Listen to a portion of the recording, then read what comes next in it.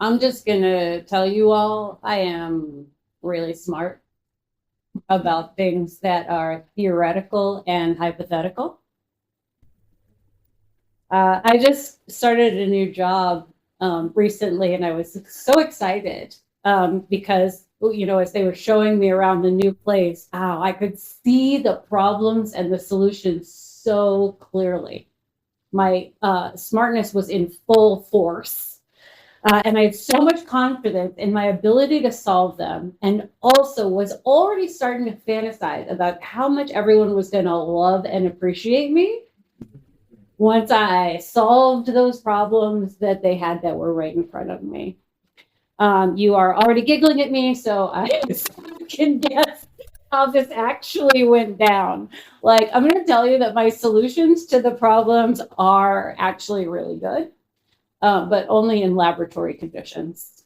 And I don't work in laboratory conditions. We have a form that people at work have to fill out. And what people do right now is that they print out the form, and then they scan the printout and email it to the person who needs to fill it out. And then the person prints it out, fills out the form, scans it, emails it back to the person who sent it, and then uploads it to like our company cloud. That really happens like 15 times a day where I work. And because I'm amazing, I figured out a way where they could all just do it in the cloud, where everybody, like, it doesn't have to come out or go back, or like you could just go in there and just boom, you could just sign it. And no one wants to do that. We have older people at work who are like, I don't do technology. Don't even tell me what it is. I don't want to know. And then there are other people who are like, the way I do it is what I'm used to, and I'm fine. Please leave me alone. And then there are other people, I didn't realize at first, but now realize, who really miss my predecessor who taught them to do it that way. And when I tell them to change it, it makes them kind of hate me. And so then they just don't do it out of spite. Because this is how things go. At work, we still do the form the shitty way, and nobody loves me. Even though they should. They really should. I really know how to move when I am not seeing clearly. And I more likely fall short when I realize how things actually are. I always suffer because I pursue what I know and I forget what I know. I experience this every year, especially at this time of year. Every year I have a fantasy of like these amazing Christmas cookies that I'm going to make. And every year I think what they're going to look like. And then every year when I start piping them, I'm like, how is this happening? And this happens a lot in our communities. People, or at least the people I'm around, tend to believe that if we can use like therapy and therapy words to get the perfect phrasing, that all of our communication will be like effortless and free of harm. Like if everybody could just learn the right way to talk, nobody would ever get hurt by anything anybody says. But of course, you can do all the therapy you want, and communication will still be kind of like spiky and messy, and we'll still hurt each other. Suffering. So these kinds of things are what the Buddha called wrong view. We are on our journey down the Noble Eightfold path right now. We are in the first spoke, not the first step, because we're going to come around to all of these over and over again. The first spoke, right view. The Buddha said, bhikkhus, he called his people bhikkhus. He said, bhikkhus, I do not even see a single thing so wrong, so unwholesome as wrong view. Wrong view is the worst of the things that are unwholesome. which makes me think there's a Jewish story, like a Midrash story, where one rabbi challenges another rabbi to say the entire Torah while standing on one leg. And the second rabbi stands on his leg and says, love your neighbor as yourself. And the first rabbi has to admit, yeah, okay, that pretty much covers it. And so if there's a Buddhist version of standing on one foot and saying the whole Dharma, I think this is it. See things as they actually are and not as you would have them be. The Buddha said, I do not see even a single thing on account of which unarisen wholesome qualities arise, and arisen wholesome qualities increase and expand so much as right view. It's the big thing. I'm going to tell you, that has been my experience as well. Right view is also called wise view. It's also called right understanding, wise understanding. And it's really important. We talked about this before, but I'm going to say it again. Right, not as in right or wrong, but as in samma. If you're in the chanting group, right, samma, meaning in accordance with things as they actually are. That's why it's the wise view. It's the one that has to do with how things really are. Another word for that is dharmic, right? In line with the Dharma. Dharmic is like kosher in Judaism or halal in Islam. It means in line with spiritual truth. But also, it means something like flow or Tao, flow like as in flow state, that feeling of like, yes, I am moving with the world as it is. I'm not resisting. I'm not pushing the river. In line with things as they actually are.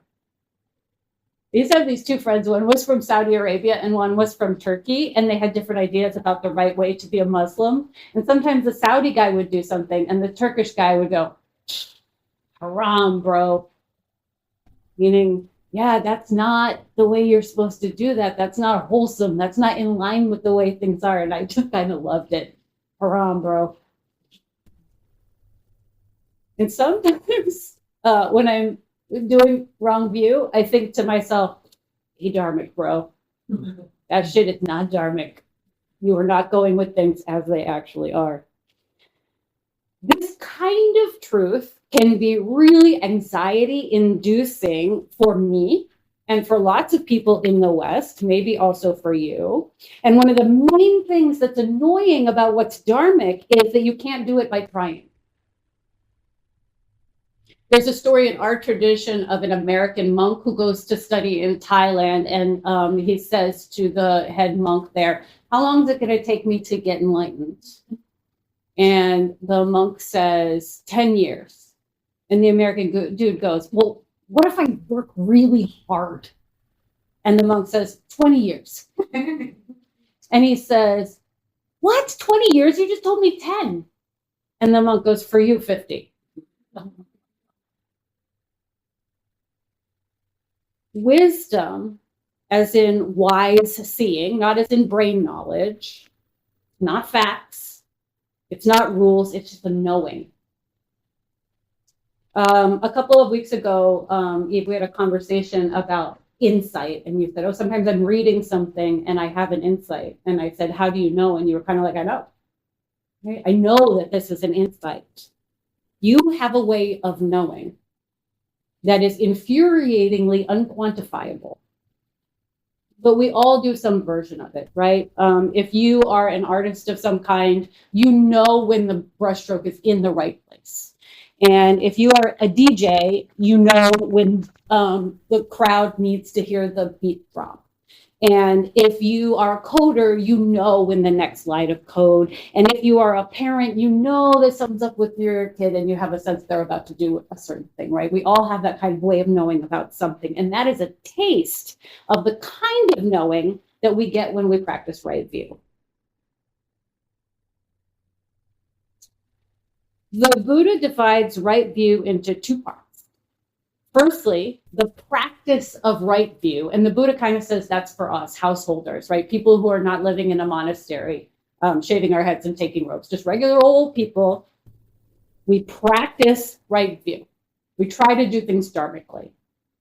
And then there is also the experience of right view, the experience that comes with right view, which is like a state of flow or being with the Tao, not even having to think, knowing just what you need to do. If you have something you do in your life where there's a muscle memory to it, you know what I'm talking about. So in that second higher form, it's a body knowledge, right? It's quite somatic. It's not from our brain, but also it's this sort of larger knowledge that isn't coming from us. It's more that we're stepping into it, that knowledge is with us, or maybe even that knowledge is using us. And we, when we experience it, it's the clearest kind of knowing. And also not something we can do. You cannot put yourself in a state of flow. Just like you can't call a cat. And just like with the story of the monk, pushing or having discipline or going harder is not going to bring that second kind of knowing. In fact, it's the opposite. It's counterproductive for us to push for that kind of knowledge.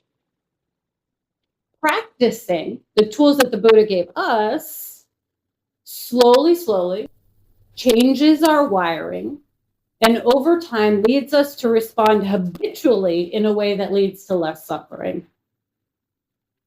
So, since we're all lowly urban householders, how do we practice right view? Us. The Buddha lists 3 kinds of distortions in the way we see, which lead to wrong view. The first one is distortion of perception. And that goes like, I think that's a snake, but really it's a stick.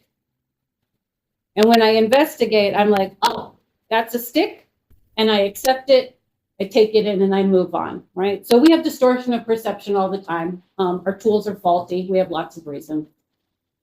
In meditation practice, we practice actively investigating what's here so that we can tell a snake from a stick. Oh, I thought that I was feeling rage, but now that I really look at it, it's terror. I thought it was one thing, but now that I sit and look at it, I can see that it's something else. So that's distortion of perception. The second one is distortion of mind. I see a stick. I think it's a snake. I become overwhelmed by fear. I mistake my fear as concern for the children in my neighborhood. I go to the parks department. I demand a snake elimination plan. I'm being totally driven and moved by my wrong view. I didn't stop to check to see if it was a snake, and I didn't stop to check and see if I was afraid or I was afraid for the children, right? There's like 2 levels, and they're both changing the way that I move in the world. This is a little bit harder to overcome, but again, can be overcome by investigation. And maybe you've done this in your life where you had some habit that you were pretty sure was one thing, but then with gentle guidance from friends or your therapist, you realize was actually another thing. And that you were moving in accordance with wrong perception. And once you perceived it better, you moved more skillfully. That's distortion of mind. We practice in meditation, again, by watching our own chains of thought. Oh, my leg hurts. My leg shouldn't hurt. I'm getting old. I wish I weren't getting old. I should have exercised more when I was younger. Shit, I'm supposed to be meditating. Why can't I focus on my breath, right? Those chains. If you can observe the chain and every pattern of the chain, then you can move more skillfully. The third one is distortion of view. And the Buddha described this as wrong views where we are so convinced that even evidence will not change our minds. So maybe you have the view, nobody loves me. And no amount of people showing you love will undo that. You carry the view. It affects the way that you interact with all people. And this is the hardest kind of wrong view to fix, but it can be fixed. And the practice that we do with the first 2, what is actually here? Am I a bad person, or is judgment here? What's actually here? Practice with the first two makes it harder for us to fall into the trap of the third one. The nature of right view is not rigorous and it's not punitive. Remember the monk, for you, 50 years. But it's also not it's also not frou-frou. It's quite rigorous. It's fearless. You don't beat yourself up for wrong view. You observe what is adharmic in yourself with compassion. Because if you have right view, you know that this kind of suffering is part of life and is not specific to you, and seeing it and knowing it is part of what we all experience, compassion arises. Which is why sometimes I say to myself, hey, dharmic, bro, but I say it with love. Bro, you are doing it again. And I have compassion for you because this is what suffering humans do. If we acknowledge that there is suffering, really acknowledge that suffering is what's really here. My knee really hurts. And we don't sidetrack into wrong view and start thinking my knee hurts because I'm a bad person, or because that person did this to me, or because we just think my knee hurts. And then we think, ouch. Compassion arises. And the more compassionate an observer you are, the more clearly you see. Aversion, wanting things to be different than they actually are, it leads to distortion. I don't want my back to hurt. My back shouldn't hurt. It hurts because I'm bad. Lack of compassion actually gets in the way of clear seeing and takes you away from things as they actually are. If you move in ways that bring compassion up, you reduce not only your suffering, but the suffering of others. Now, at work, my first response to what everybody was doing with that stupid form was to say, these stupid people will not accept that I have given them a superior way to do this, and they're not appreciating me, which is what should be happening. And thinking like that did not bring up compassion in me. And it didn't lead me to move skillfully with those people. But when I chill out for a second and I see clearly, yeah, it is embarrassing not to understand new technology. I'm old enough to know that now. I get that they love my predecessor and they miss her, and that can make you not want change. And I be like, oh, all of this is suffering. It elicits compassion. All I did was focus on what is actually true and not what should be true. And that made space for compassion. And now I move much more skillfully at work.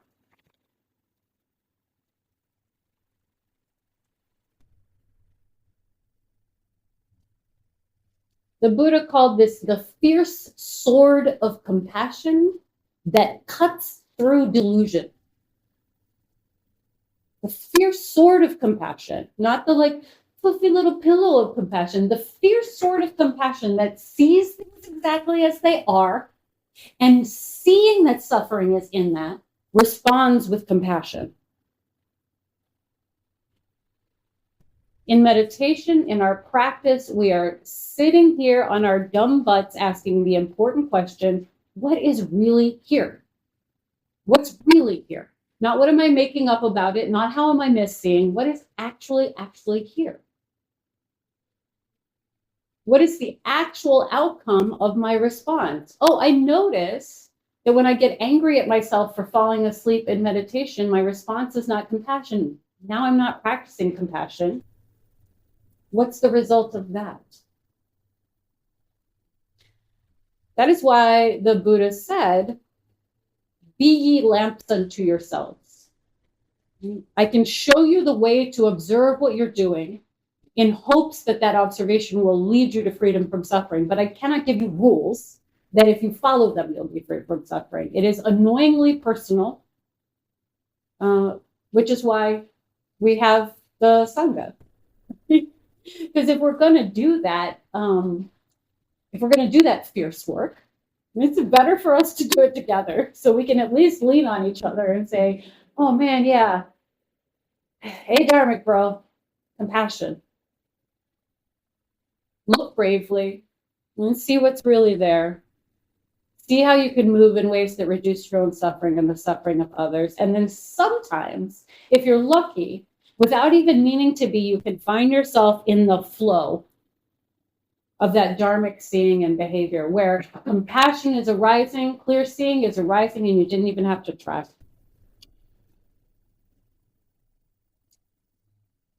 That's my pitch. Let's try it for a second. Let's sit just a little bit. See what's really here.